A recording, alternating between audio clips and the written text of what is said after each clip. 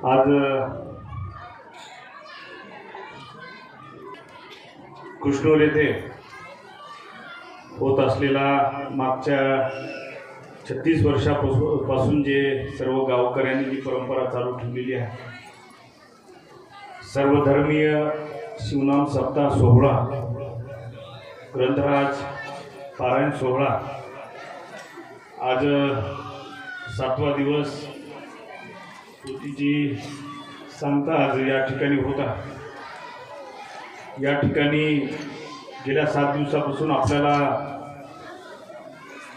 प्रवचन करत आहेत असे गुरुवर्य संगमेश्वर महाराज।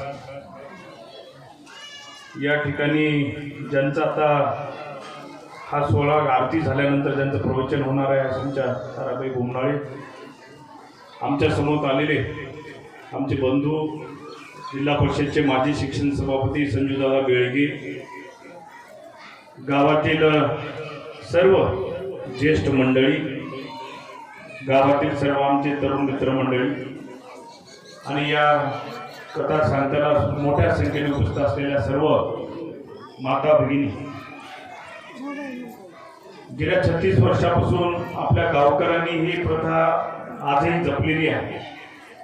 आणि मला चांगलं वाटतं की गेल्या 36 वर्षापूर्वी ज्या संकल्पनेतून त्यावेळेस ज्या मंडळींनी ही कथा सुरुवात केलेली आहे, त्यांच्या पश्चातही त्यांचे जे मुलं असतील, आमचे नवतरुण मंडळ असेल, त्यांनी ह्या कथेला पुढे नेण्याचं काम केलेलं आहे।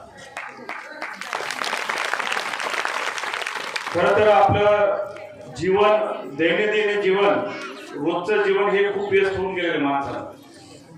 पूर्वी काळ भेटायचा आमच्या ज्येष्ठ मंडळीला की गावामध्ये त्या मंदिरावर जायचे, पूजा अर्चा करायचे, कोणते महाराज आले तर त्यांचे कीर्तन आवर्जून ऐकायचे। पण आज आमचं जीवन एवढं व्यस्त होऊन गेलंय की आम्हाला कीर्तनाला बसायला वेळ नाही, मंदिरावर जायला सुद्धा वेळ नाही। पण मला आमच्या सर्व मंडळींना, नवतरुण मंडळींना विनंती करायची आहे की आपण देवदेवतांची पूजा केली पाहिजे।